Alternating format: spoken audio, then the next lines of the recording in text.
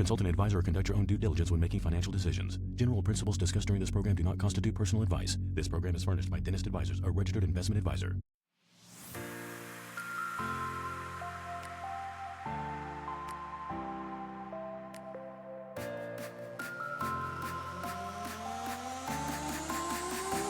Welcome back to the Dennis Money Show, where we help dentists make smart financial decisions. I am Matt, and so excited to be joined by someone who's becoming a regular of the show, and we are so excited about it. But multi-time author, former writer for the New York Times, speaker, financial guru, I could go on and on. Carl Richards, thanks so much for being here. Matt, really happy to do it.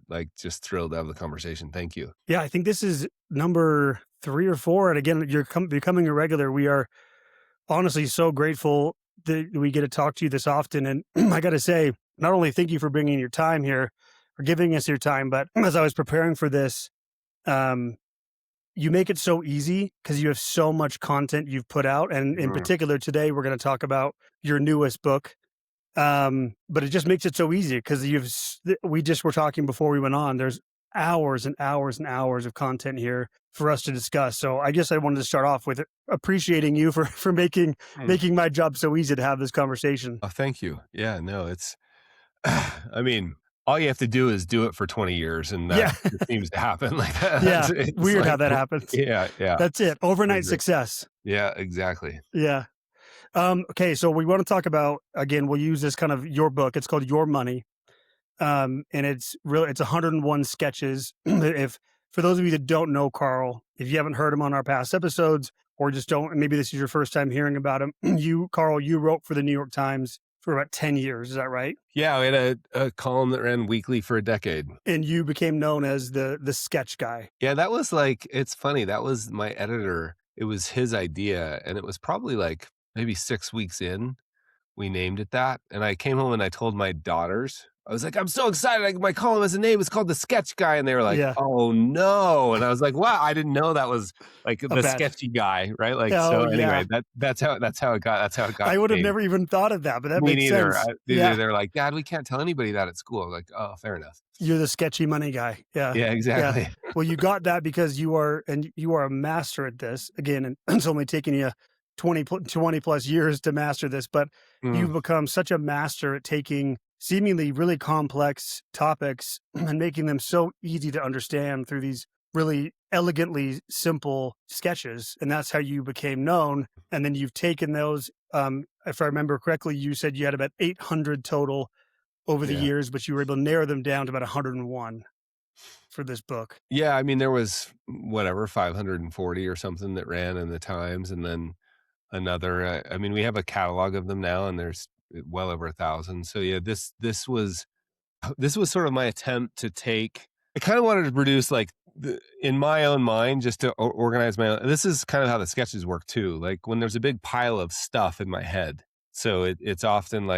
maybe a complex subject, like compound interest, or why do I need life insurance? Or I'd like to dive in. It starts out as a very simple, and I'm sure your listeners can all relate. I just want to open a bank account, and then suddenly you find yourself in all of these options and this nuance and edge cases. And what about this? And what about that? And I always, whenever I feel that, I kind of enjoy getting into that space, but I want to get out as fast as possible. And so I'm always trying to reduce it down to I'm paying attention while I'm doing what's the thing that matters. And that's kind of what we tried to do with this book was okay, there's this big pile of sketches that have to do with money. What would it look like if I created the definitive catalog, if for nobody else, me and maybe my kids, and that's kind of what the attempt was here. So it was actually quite hard to get down to. Oh, I'm sure. We started with 97, and then I liked 100 better. And then I was like, oh, we got to throw in the gratitude one. So that was the 101st. Out of the 101. I like it. Yeah.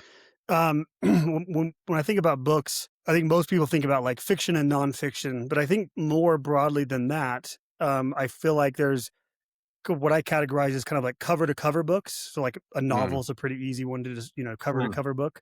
And then there's other books that I would call reference books. They're books that you most likely wouldn't read cover to cover. You might, but they're really just more of I'm going to come back to this time and time and time again. I'm going to come back to certain sections. I'm going to earmark Mm. some and, read that more often than another. And that's the category I definitely put this book into. You described this book as a conversational grenade. Tell me Yeah. more about that and kind of what kind of drove you to have this be that main purpose of a conversational grenade. Yeah, and I mean, in terms of that reference thing, that's really interesting. That was one of the goals, was like you can just kind of, and we have a lot of people who play that game. They just pick up the book and flip to a section, and we have people who use it as a daily reader, like they'll just do one a day. I've heard lots of stories like that. I was with my agent, I was like, I just want to write a bathroom book. And she's like, don't call it that. It's an airplane book. Airplane book. And I'm like, okay, fine. So Like George Costanza. It's like you can't take yeah, the book in the bathroom. completely get it. That's a bad idea. That's a bad idea. So why not do it on a podcast? But the idea of a conversation grenade, I first heard that term. I don't know who it originated from, but I first heard that term from Hugh MacLeod, who's a kind of artist writer. He used to draw cartoons on the back of business cards, and he had used that term. And what the reason I even decided to write this book. It's been 11 years since my last one. I was pretty committed to not ever writing a book again, and just I love conversations. I don't really work in isolation. I love conversations. About a decade ago, there turned out to be a job like that. You could just create podcasts.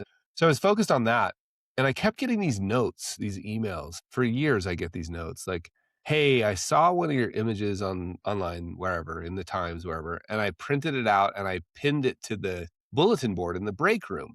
And then I noticed something, all these emails, I was always a little disheartened because the next sentence was never, I was so struck by the art, like it was never like about the art, which is fine. But what it was about was, you wouldn't believe the conversations that started. Like I put one of these up on the fridge and my son asked me about it. I put one of these up at work and my colleague asked me about it. And so I was like, oh, that's interesting. I'd been hearing that for a long time. So then I thought, well, what if we intentionally just, like, the whole point of the book, the everything about the design of the book, every word of the content, I worked harder on this book than anything I've ever worked on. Incredibly intentional about making it just like throw it in a room and watch the conversations break out. And that's kind of where the term conversation grenade came from. It's not really a book, it's a conversation grenade. Yeah, and I love that. It's around a topic that, as you mentioned in the intro, money being something that is difficult for people to talk about.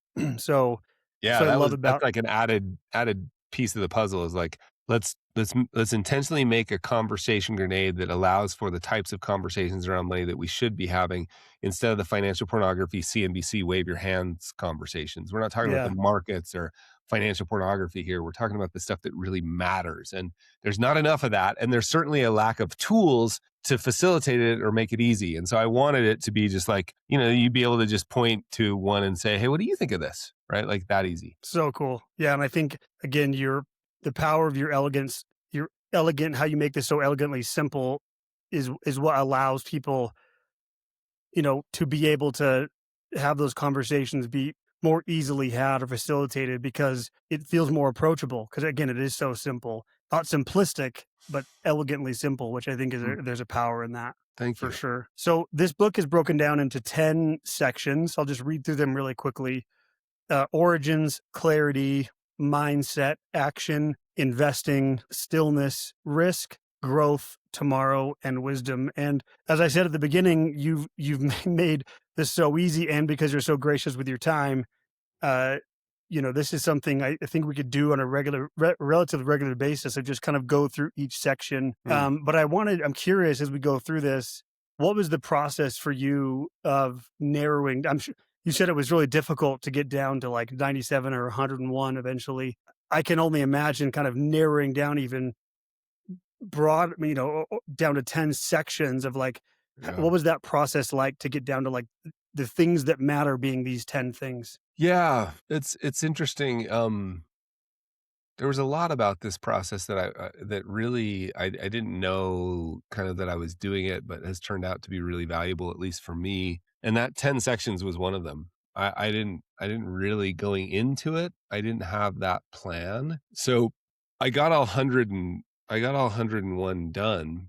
And this has a for people who write, this actually has a really cool benefit. There's a problem with books, nonfiction books, particularly where there's a fade. Like most nonfiction books should really be a 1,800 word essay. You know what I mean? And then the problem in the publishing world, and authors feel this tension. They're like, I've got an idea I want to get across. And they're like, I want to make it, and they like pack the idea really tight. It's awesome. And then the publishing world says, no, it has to be 224 pages. Yeah. And so then you like have to go find, and all of your listeners have felt this. You're like, man, that book could have been, I got the point. I got the point. Yeah. Could have been an email. So these were all really short,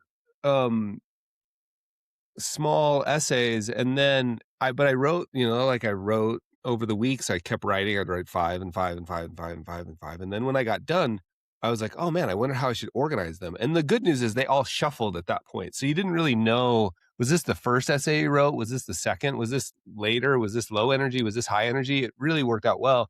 And then I was like, gosh, what could be the organizing principle? And I just played around with them. And that's how we came up with I was particularly interested in words like clarity and action and stillness. Like none of those are not words you would expect. Wisdom, tomorrow's a bit, we hear a lot about that in the financial planning world of like planning for tomorrow. But so that it was just an attempt, and it was really like there's plenty of them that you could move and I would have no argument with it. Yeah. Like a little bit arbitrary, but like, feels like it goes there. Sure.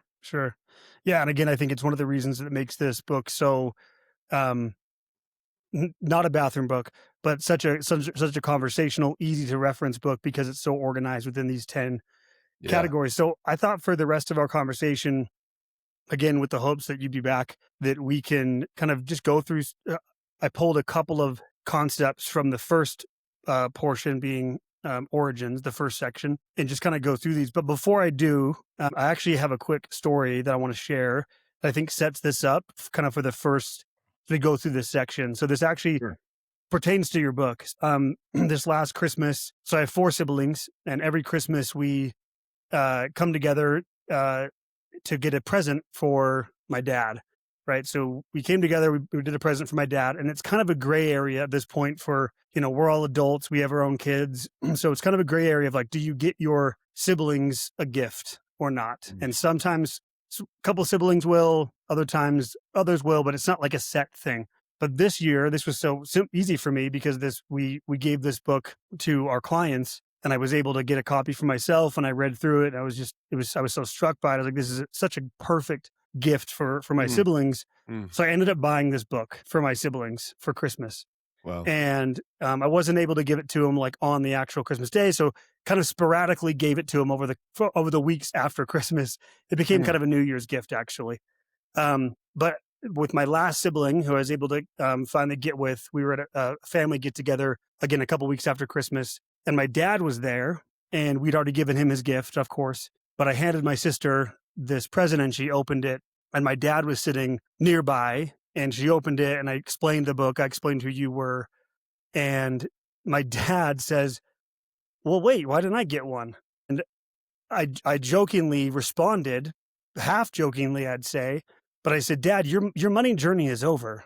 Yeah. Like you won the game. Okay. So for context, my dad will be 77 this year. He's been retired for years. Right. Easily financially independent, doesn't worry about money at all. He's done a great job building up, building up wealth to be perfectly fine.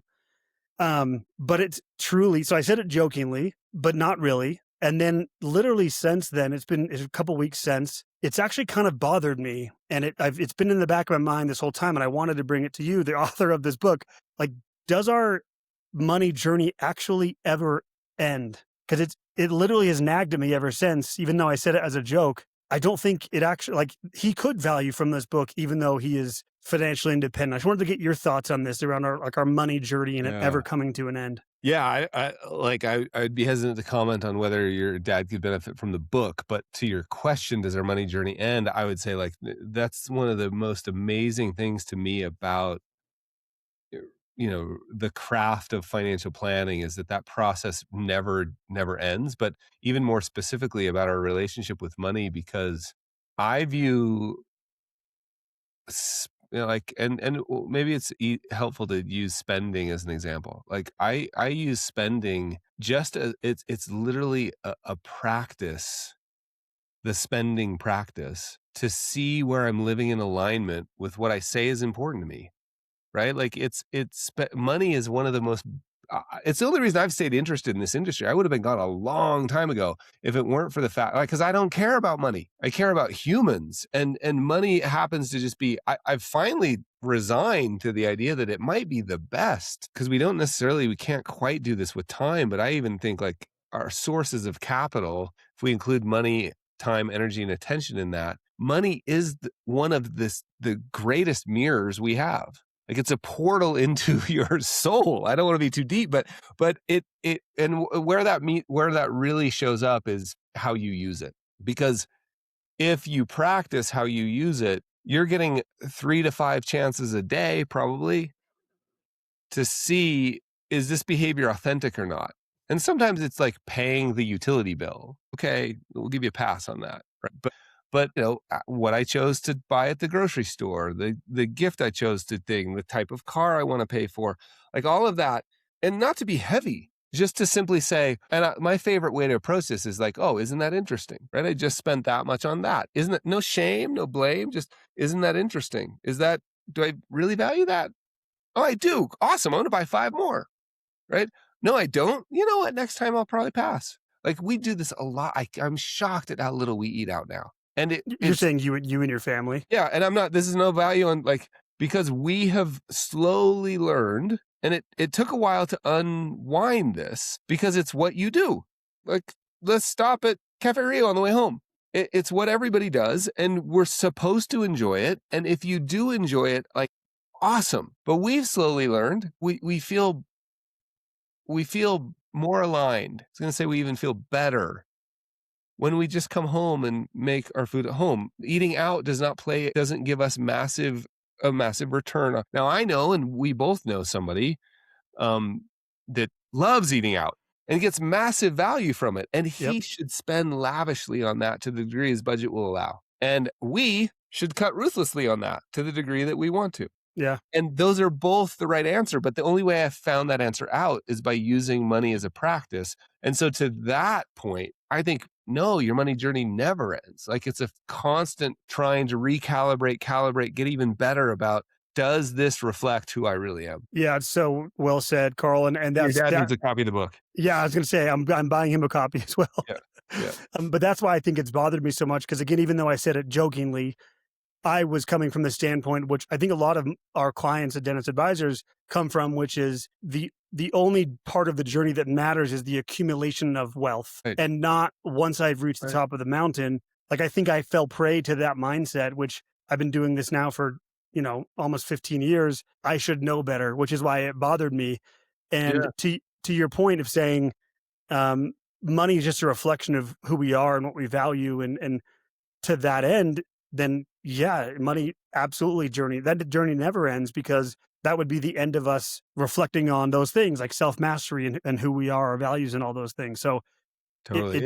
It doesn't end. It's totally reasonable though, that like I wouldn't feel too bad about it, but I think it is an interesting thing that you've been thinking about. And I think for your listeners, right, like this comes up almost every time somebody has the sense that they're going to be full gas and then one day retire. And then they do it. And you think, wait, you're 57, your life's not going to, or you're 62, or you're even 60. I mean, the concept of retirement really started at a time when retirement age was set at 65, but life expectancy was 63, right? Yep. So like your life was on average over. Yeah. When your life's not even close to over now.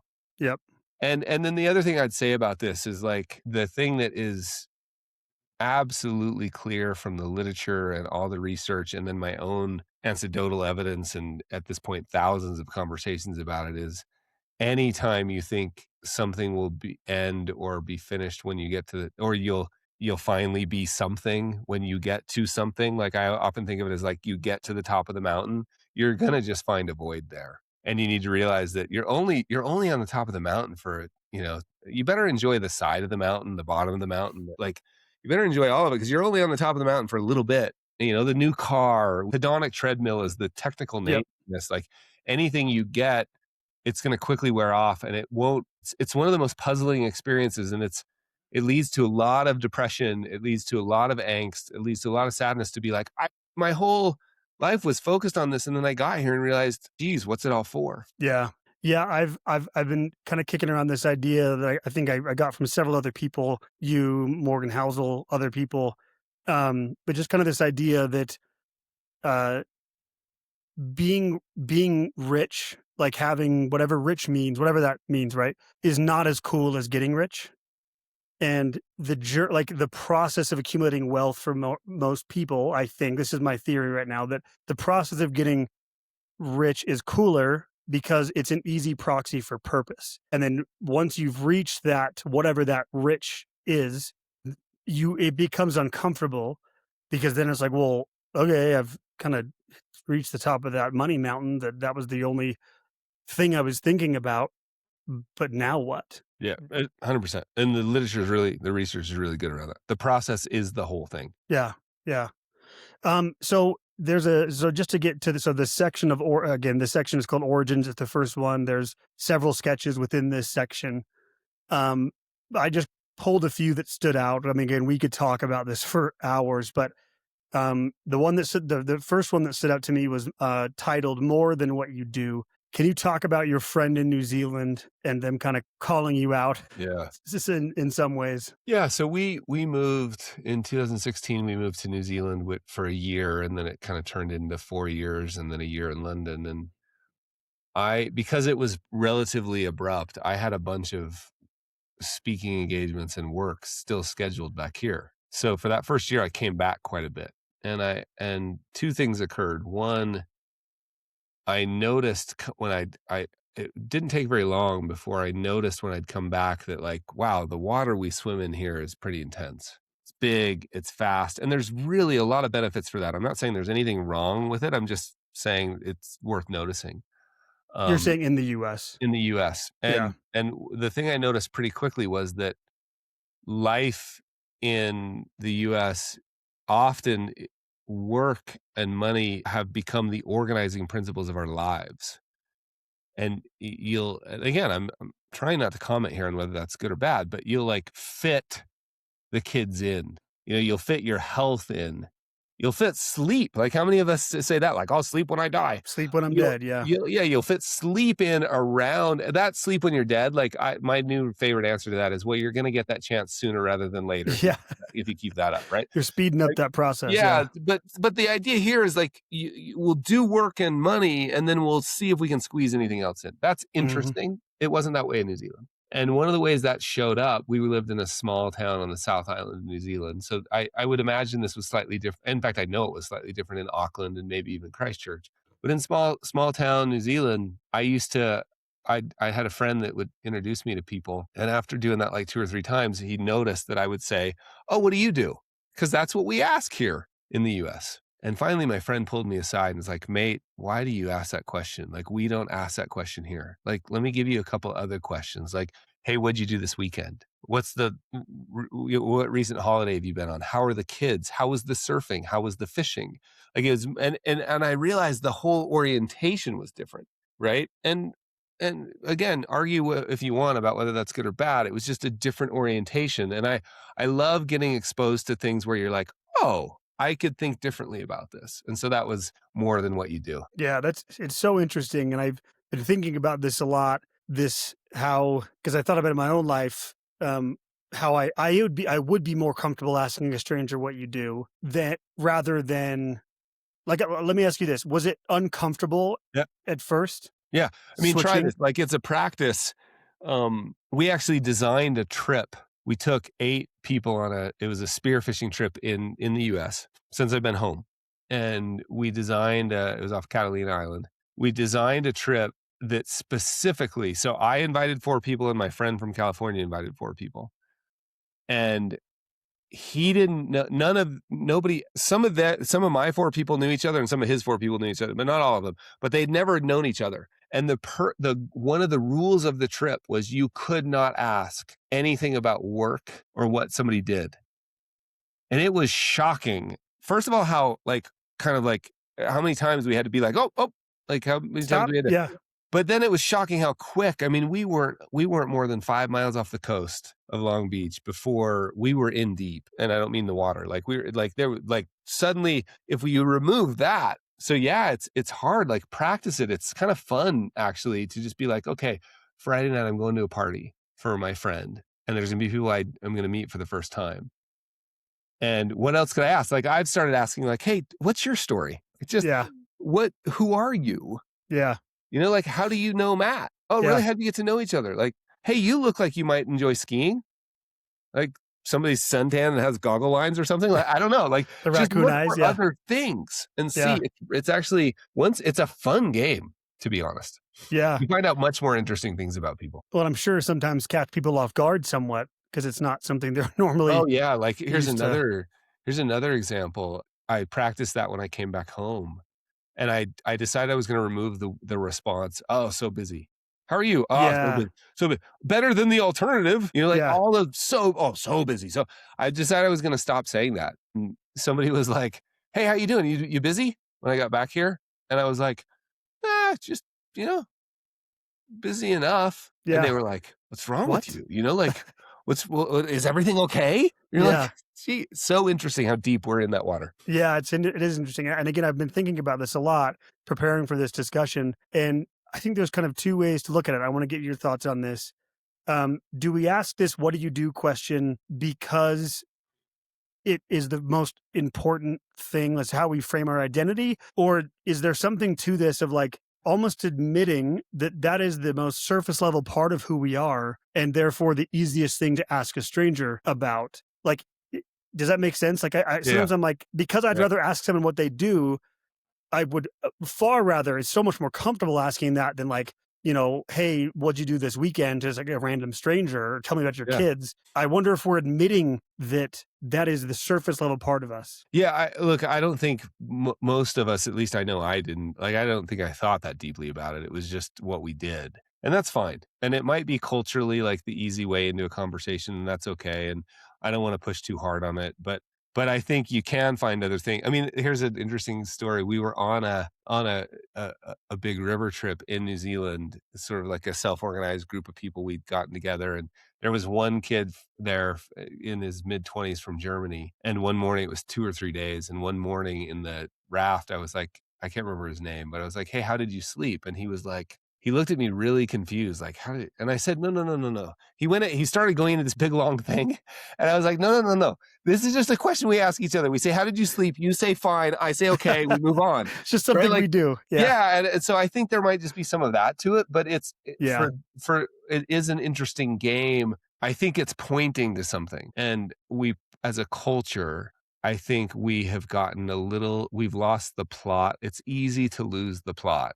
I know it's easy for me to Yeah. lose the plot and think that money and work are the things that actually, those are the end in and of themselves. And I want to be clear here. Like, I work as hard as anybody I know. Like, I love hard work. Like, it's not I think there's some of the things around our community, specifically here, we're recording in Utah, like a lot of industry, like hard work is a value that we cherish. And Yep. in the United States, we consider ourselves, historically at least, like hardworking, and there's been a lot of good that's come from that. It's awesome. And striving, I never want to stop striving. Like, Yeah. I'm never going to retire. And I hope it's the least interesting or least important part of my life, Yeah. because my kids are pretty cool, and the activities I do outside are pretty fun, and my community is really great. And I kind of want to just talk more about that. Yeah. Your kids are cool. Every time we talk and you share stories about your kids, they are freaking cool. They're my favorite people in the Yeah, world. they're awesome. Yeah, to your point, I also think it probably doesn't go that deep. I think a lot of times this question of what do you do is sizing each other up, Oh, there's maybe that piece too. Right? status part of it, right? And that's a huge, and again, like even specifically in our community and your audience too, like the dental world. Yeah, there's a lot of, and look, again, competition's a good thing. Like Yeah. there's so many of us that genetically, if you didn't strive and push, you got eaten by a lion, right? Like Yep. those things are all important. Status was And everything. yeah, status was important. Position was important. Yeah. Rank, loosely defined, was important. And I think those things have served us well. And then I think there's a place where there's places and times, maybe even situations in our lives where they become maladaptive, and we need to just recognize that. Like, we just need to recognize where those things are useful and where they aren't, and the tension between that, and learn to manage it a bit. Yeah, I think it's great. And I think to your point of just it's not good or bad. It's just thinking about and approaching it with more intention of like, why do I ask that question? Like, what am I actually trying to get out of that? And are there other questions I could ask? And the last part I'll mention on this that I think is interesting is we're so quick to ask, what do you do about the work portion of our life and identity? But no one would ever say, oh, how much do you make doing that? There's a line, it feels like, that completely is now there from like just the work.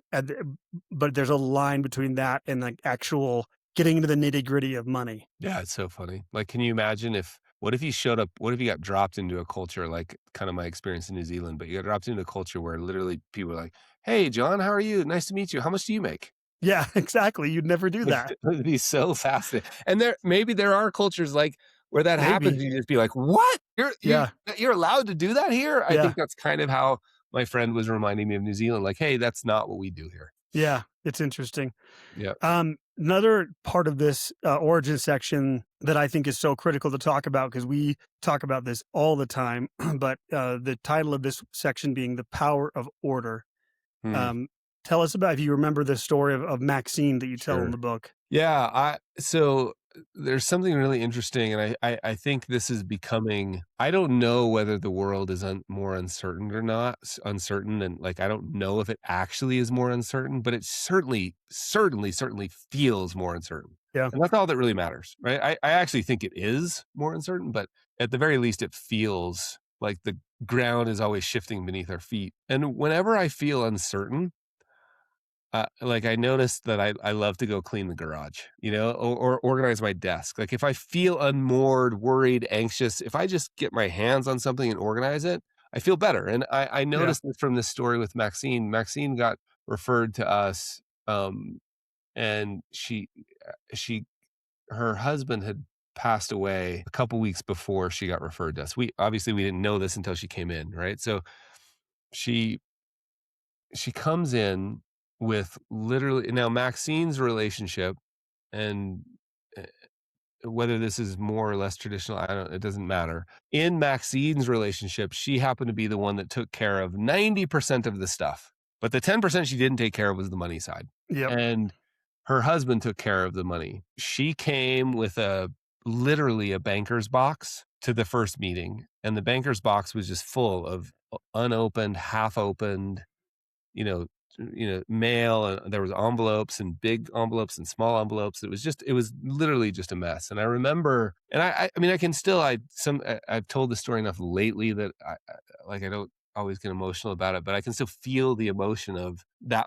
Like because this was so literal, right? She was actually carrying something, and it was actually heavy, and often we don't get the benefit of the visual, but it's the same feeling. And so I could literally say to Maxine, hey, is it okay if I carry that for you, right? Is it okay if I take that?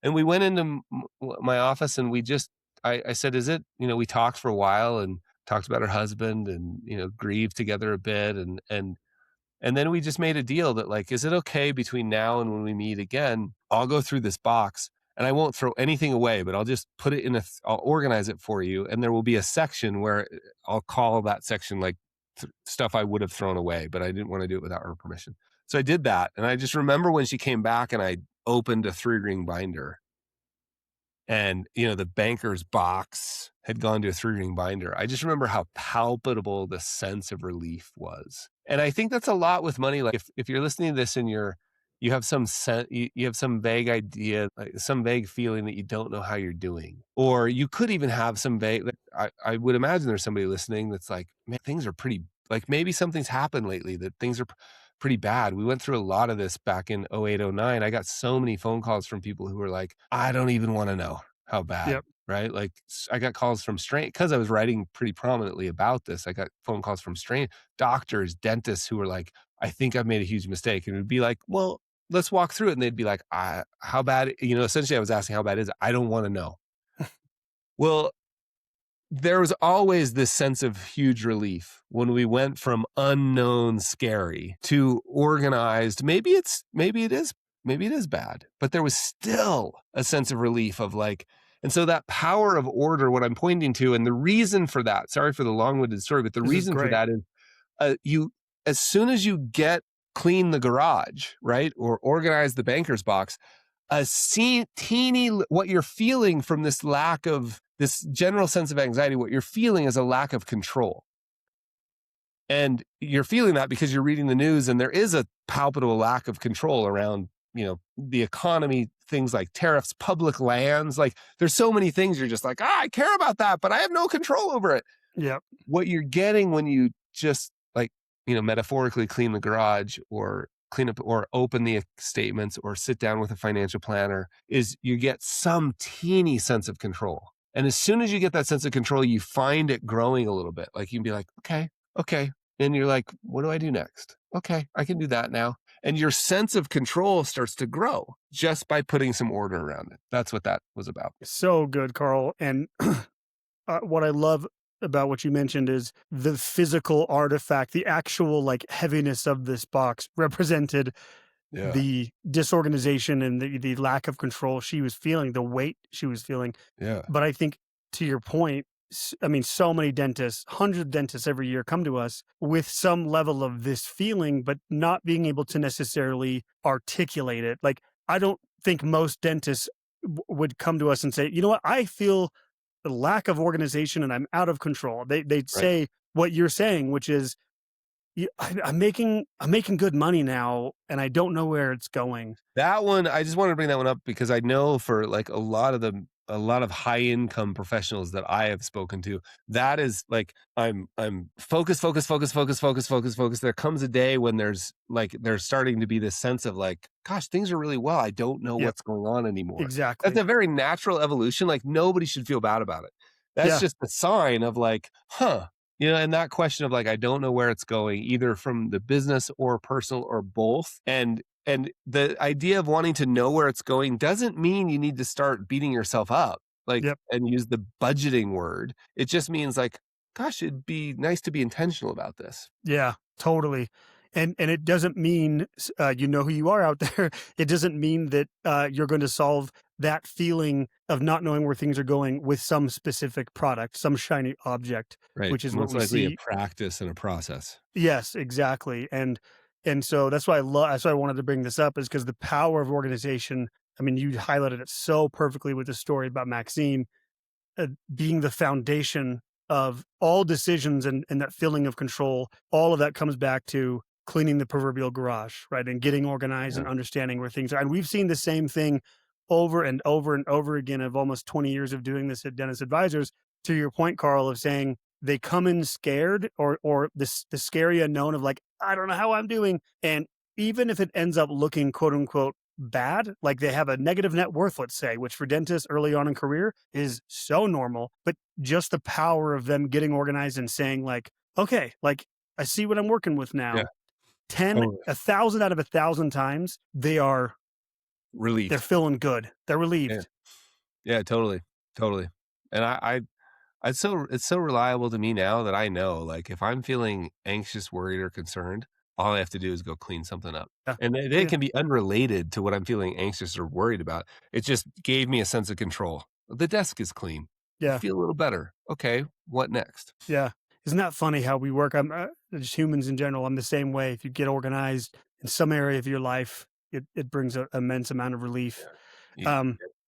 The last section I wanted to talk about also in this origin section was sketch number 6, titled "The 4 Sources of Capital." Yeah. I love this one because this is something we've talked about in some form or fashion over the years. But the 4 sources of capital that you highlight, the most obvious one to most people is money. Number 2 is energy. Number 3 is time. And then number 4 that I don't think, I'm glad you put this in here, I don't think a lot of people separate out this part from time, but number 4 being attention. Yeah.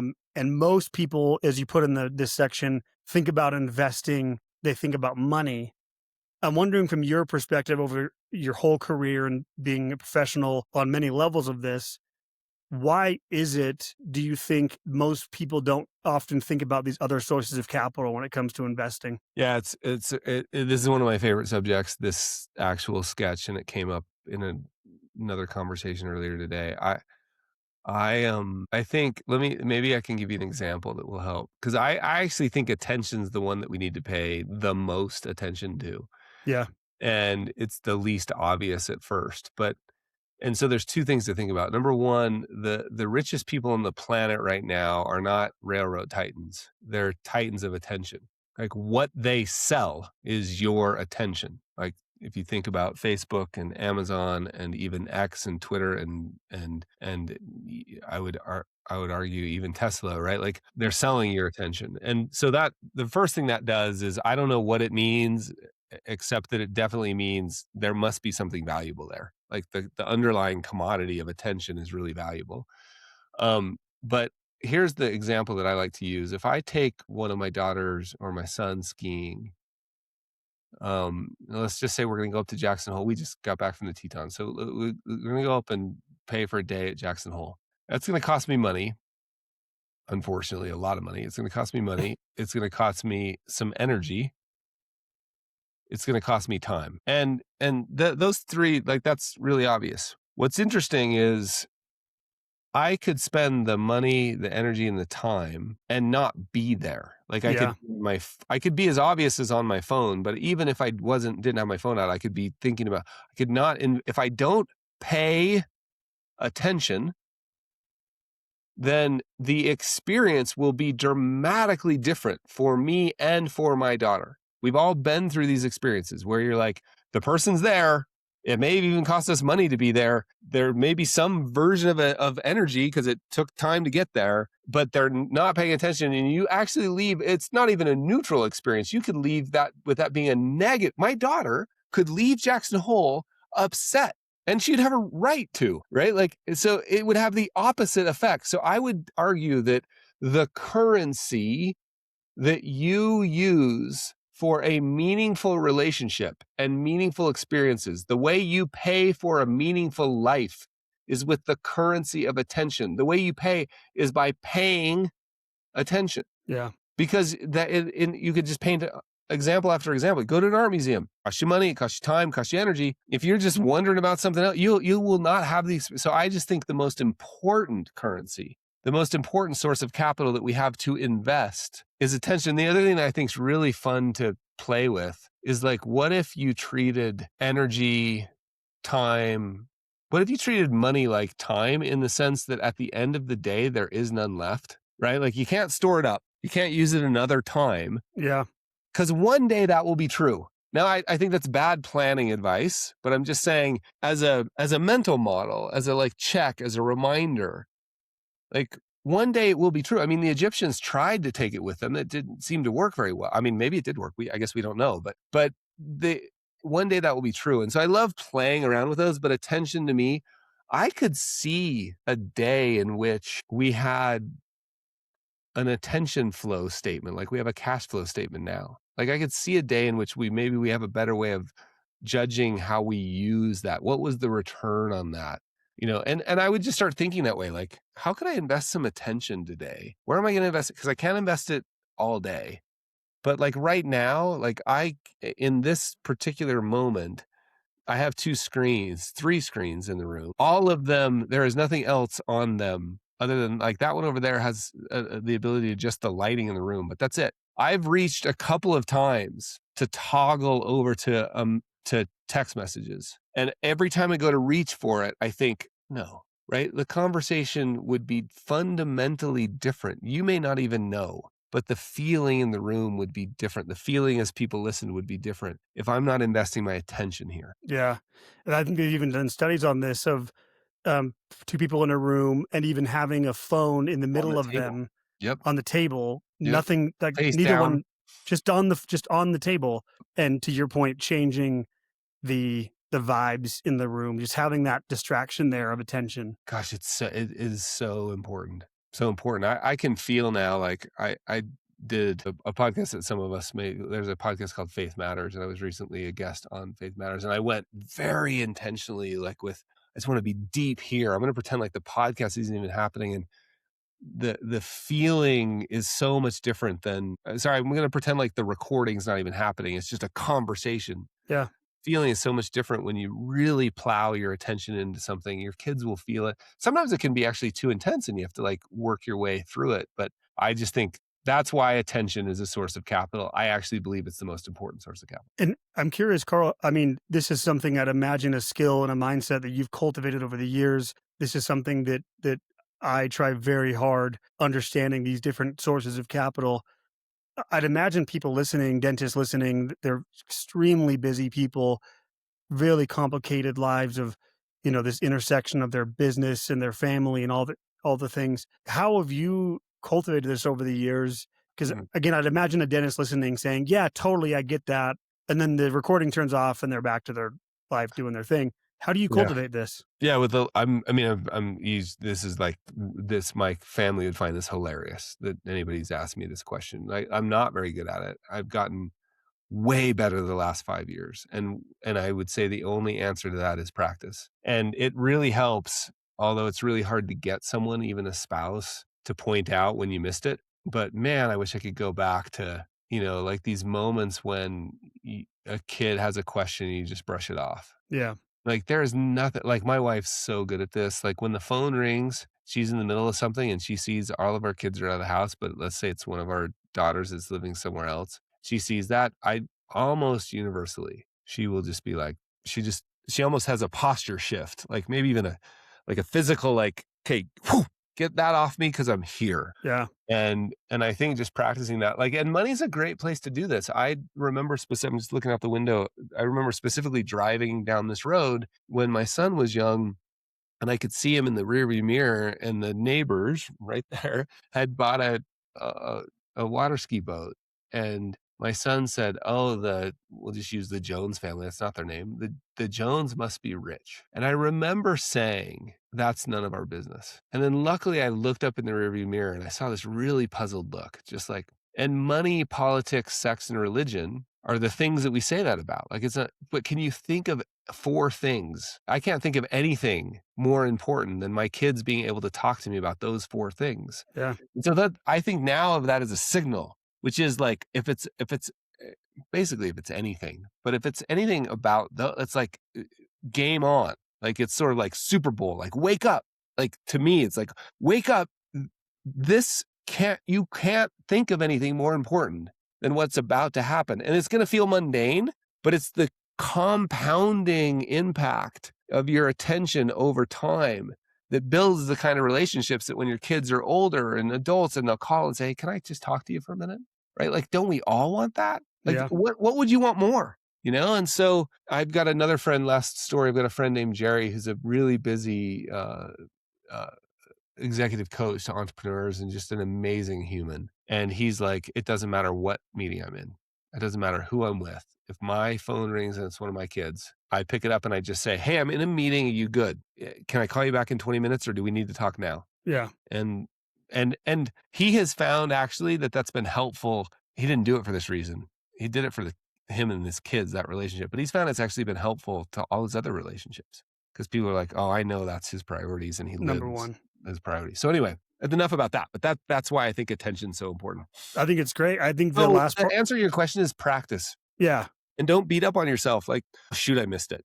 Okay, Yeah. get it every day. Almost every day I'm like, "Shoot, I missed it. I'll get better tomorrow." Yeah. Yeah. Speaking of parenting, I think my unofficial motto of parenting, speaking of screwing up, is man, I could have handled that better. Yeah. And then I'll I try told again tomorrow. Yeah, exactly. I told my wife the other day that if nothing else, my kids will have had modeled the ability to screw up and apologize for it Yeah. and Love never that. stop apologizing for it. Show the repair. Yeah. It's Yeah. incredible. Yeah. The last part of this too, Carl, I wanted to get your thoughts on of just, again, you talk about in the book, and I see this firsthand, is it's really easy to see investing, like the money part of investing is just, it's easy. It's visual. It's salient. It's money it's numbers on a screen. We can see progress. But I think you alluded to this of just like the critical part of like, just being aware of the other sources of capital, I think is huge. Energy, time and attention and how that balances out with money.